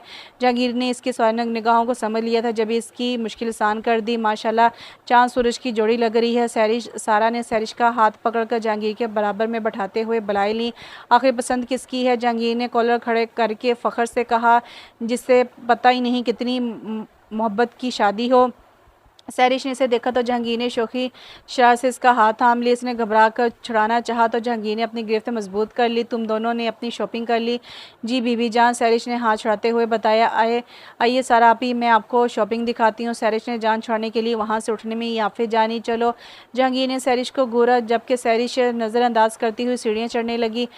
सिल्वर और पिंक कलर की मैक्सी जेब तन किए हुए नफीस ज्वेलरी पहने वो परिस्तान की परी लग रही थी और साथ खड़ा जहांगीर शहजादा लग रहा था। जो भी इन्हें देख रहा था सराहे बिना नहीं रह सका। कहते हैं ना, कभी कभी हालात हमें हमारे ख़िलाफ़ लगते हैं, लेकिन इन मुश्किलात हालात में छुपी हुई आसानियों को नहीं जान सकते। हमारा रब एक दरवाज़ा बंद करने से पहले 1000 रास्ते खोल देता है। इसकी मसलतें वही जाने, हमारी नाकस अकल वहाँ तक नहीं पहुँच सकती। बेशक वो हमारे लिए जो करता है बेहतरीन करता है। वलीमे का फंक्शन अपने रूज पर था। सब रिश्तेदारों और मोहल्लेदारों को मदऊ किया गया था। जैसे ही जहांगीर और सैरिश की एंट्री हुई, हाल मुख्तलिफ रोशनी से जगमगा उठा था और हर तरफ तालियों और मौसीकी की आवाज़ें गूंजने लगी। लेकिन सैरिश की आंखें किसी को ढूंढ रही थीं। मुकम्मल माहौल में इसे सब अधूरा सा लग रहा था और वो कमी सैरिश की माँ की थी। इसकी आंखों में बार बार आंसू उमड़ आए थे, जिन्हें वो अपने अंदर उतार रही थी। कई बार इसने जहांगीर से कहने के सोची भी, लेकिन हिम्मत नहीं हुई। इस लम्हे एक लड़का स्टेज पर आया और जहांगीर के कानों में कुछ कहा, फिर चला गया। थोड़ी देर बाद जहांगीर ने सैरिश का हाथ पकड़ा और हाल के दरवाजे की जानिब ले गया। अभी इन्हें खड़े 2 मिनट भी नहीं गुजरे थे कि राबिया बेगम का वजूद गाड़ी से नमूदार हुआ। पहले तो वो इनकी मौजूदगी का यकीन करने लगी, फिर भागते हुए इनके गले से लगी। इस वक्त वो भूल गई थी वो एक दुल्हन है, इसे याद क्या था, तो बस ये कि सामने खड़ी इसकी माँ है और वो एक बेटी जो अपनी माँ से 4 साल बाद मिल रही थी। माँ से मिलकर इससे बाप का गम याद आ गया था, वो जैसा भी था, लेकिन इसके लिए तो एक बाप ही था। आज लगता था दिल फट जाएगा। राबे ने धीरे से इसे खुद से अलग किया और उसके माथे पर ममता भरी मोहर जब्त की। जब सारे आंसू बहा लिए तो जहांगीर का ख्याल आया। पीछे मुड़कर देखा तो जहांगीर इसी के इंतजार में खड़ा था। जहांगीर ने आगे बढ़कर राबे बेगम को सहारा दिया और हाल में लाया, जबकि सैरिश इसके साथ हमकदम थी। जहांगीर स्टेज पर से उठकर अपने दोस्तों के पास चला गया था, जबकि सैरिश और राबे बेगम से बातों में मशगूल हो गई थी। राबे बेगम ने नगीन से माफ़ी मांगी और इन्हें गले लगाया। नगीन ने आला ज़र्फ़ी का मुजाहरा करते हुए इन्हें खुशदिली से माफ़ कर दिया था। 2 दिन पहले जहांगीर खानज़ादा हाउस गया था। आंटी, मैं आपकी बेटी का गुनहगार हूँ, आपके सामने हूँ, जो चाहे सज़ा दें। ना बेटा ना, माफ़ी तो मुझे तुमसे मांगनी थी। जो यासिर ने तुम्हारे ख़ानदान के साथ किया, इसको तो खुदा ने माफ़ी मांगने की भी मोहलत नहीं दी। कार एक्सीडेंट में धज्जियाँ उड़ गईं, इसके जिस्म को तो कफन भी नसीब नहीं हुआ। मेरी सैरिश कैसी है? वो बहुत मासूम है बेटा, इससे इसके बाप का बदला ना लेना। जहांगीर के पास कहने को कुछ नहीं था। नदामत और शर्मिंदगी से सर झुकता चला गया था। आंटी, मैं सैरिश और अपने वलीमे का कार्ड देने आया हूँ, आप आएंगी ना? हाँ बेटा, क्यों नहीं। सैरिश की नज़रों ने जहांगीर को तलाशा तो जहांगीर अपने ऑफिस से वर्करों के साथ मसरूफ़ था और वो ही लड़की आज भी मौजूद थी। सैरिश के अंदर रकाबत की एक लहर दौड़ गई। इससे वो लड़की एक आंख ना पाई। इसका दिल चाहा इस लड़की को उठाकर बाहर फेंक दे। खाने का दौर चला तो सब खाना खाने लगे, जबकि सैरिश की तो भूखी मर गई थी। अलबत्ता जहांगीर ने डट कर खाया था। इसके चेहरे पर चमक वाज़ह थी, जैसे कोई कारून का ख़जाना इसके हाथ लगा हो। ब्लैक 2 पीस में मलबूस मर्दाना वजाहत लिए सबसे मुबारकबाद ले रहा था। थोड़ी देर बाद जब सारे मेहमान जाने लगे तो जहांगीर सैरिश को लेकर गाड़ी में आ बैठा। सैरिश का मूड ख़राब भी था। इसने जहांगीर से कोई बात नहीं की। जहांगीर ने बात करना चाहिए तो सैरिश ने साफ हरी झंडी दिखा दी। यार, आज के दिन तो मूड अच्छा कर लो। जहांगीर ने सुलह जो अंदाज अपनाया। सैरिश ने रुख खिड़की की तरफ कर लिया। जहांगीर ने एक हाथ इससे स्टीयरिंग संभाला, दूसरा हाथ से इसका बाजू पकड़कर इसका रुख अपनी जानिब किया। क्या हुआ? थोड़ी देर पहले तो तुम्हारा मूड ठीक था, अब क्या हुआ? जब तक बताओगी नहीं कैसे पता चलेगा? हर वक्त लाल पीली रहती हो। जहांगीर ने इसे छेड़कर बोलने पर उकसाया और ये तरीका कारआमद साबित हुआ। वो लड़की कौन थी? सैरिश ने कड़े तेवरों से पूछा। कौन लड़की? जहांगीर ने नासमझी से पूछा। वही जिसके साथ आप होते हैं तो बतीसी अंदर ही नहीं जाती। वो मोहतरमा काफ़ी क्लोज लगती है आपके। सैरिश ने जले बुले अंदाज में पूछा। तुम जेलस हो रही हो? ओ गॉड, जलती है मेरी जूती। सैरिश ने मुंह टेढ़ा करके कहा। जहांगीर ने जोरदार कहका लगाया। कहीं तुम्हें मुझसे मोहब्बत तो नहीं होगी? सैरिश ने अब कोई जवाब नहीं दिया। जहांगीर ने सैरिश का हाथ पकड़ा। यार, वो सिर्फ मेरी कोलीग्स हैं और इसका अंदाज ही ऐसा है बात करने का। तुम खामखा खफा हो रही हो। जहांगीर ने अब और तंग करने का इरादा तर्क कर दिया। सैरिश ने गाड़ी सुनसान रास्तों पर जाती हुई देखी तो परेशान हो गई। ये कहाँ जा रहे हैं? ये घर का रास्ता तो नहीं है। क्या तुम्हें मुझ पर भरोसा नहीं है? आपको क्या लगता है जिन हालात में आप मुझे लेकर आए थे, क्या मुझे भरोसा करना चाहिए? सैरिश की बात पर जहांगीर ने अपने दोनों होंठ बींच लिए। इससे तकलीफ़ हुई थी सैरिश के जवाब पर। सैरिश ने तल्ख़ हकीकत बयान की थी, वो भी अपनी जगह दुरुस्त थी, लेकिन इस वक्त जहांगीर को इस जवाब की तवक्को नहीं थी। जब भी वो खामोश हो गया। सैरिश को अपनी तल्ख़ बात का एहसास हुआ तो बोल उठी। मुझे माफ़ कर दे, मेरा वो मतलब नहीं था। गाड़ी झटका खाकर साहिल समुद्र के करीब रुकी। सैरिश ने जहांगीर को देखा। जहांगीर अपनी सीट से उतरकर सैरिश की साइड का दरवाज़ा खोला और इसका हाथ पकड़कर सारे समुद्र की तरफ ले गया, जहाँ समुद्र की लहरें चमकते हुए चांद को छूने की कोशिश कर रही थीं। सर्द हवाएं इस पर पानी की लहरों का शोर अलग ही समा पैदा कर रहा था। जहांगीर ने झुककर अपने शूज़ उतारे और सैरिश का हाथ पकड़कर पानी की जानिब ले गया। सैरिश भारी ड्रेस में दुल्हन बनी हुई सारे समुद्र पर पाँव तक आते पानी में मौजूद थी। लहरें आती और इनके पाँव को छूकर गुजर जाती। जहांगीर ने सैरिश का हाथ मजबूती से पकड़ा हुआ था और इससे महवत से तक रहा था। मैं आपका शुक्र अदा करना चाहती हूँ। जहांगीर ने कुछ नहीं कहा, सिवाय से देखता रहा। सैरिश ने झुककर अपने सैंडल उतारे और सैंडल को हाथों में पकड़ लिया और रेत की नमी को अपने अंदर उतारने लगी। दोनों ही पानी में खड़े समुद्र की मौजों को देख रहे थे, हाथों को मजबूती से थामे कभी ना छोड़ने के लिए। दोनों ही कठिन रास्तों के मुसाफिर थे, लेकिन अब इनकी मंजिल आसान और साफ थी। बाकी नोक झोंक तो सारी ज़िंदगी ही चलती रहती है और इसी का नाम ज़िंदगी है। तो कैसा लगा आपको ये नावल? शोर नावल था लेकिन अच्छा नावल था। उम्मीद करती हूँ आपको पसंद आएगा। ऐसी छोटी छोटी कहानियाँ भी बहुत अच्छी लगती हैं। अपनी राय मुझे लाजमी दीजिएगा। इंशाल्लाह एक नए नावल के साथ बहुत जल्द हाजिर होती हूँ। तब तक के लिए अपना ख्याल रखिए, अपने वालिदैन का ख्याल रखिए। अल्लाह हाफ़िज़।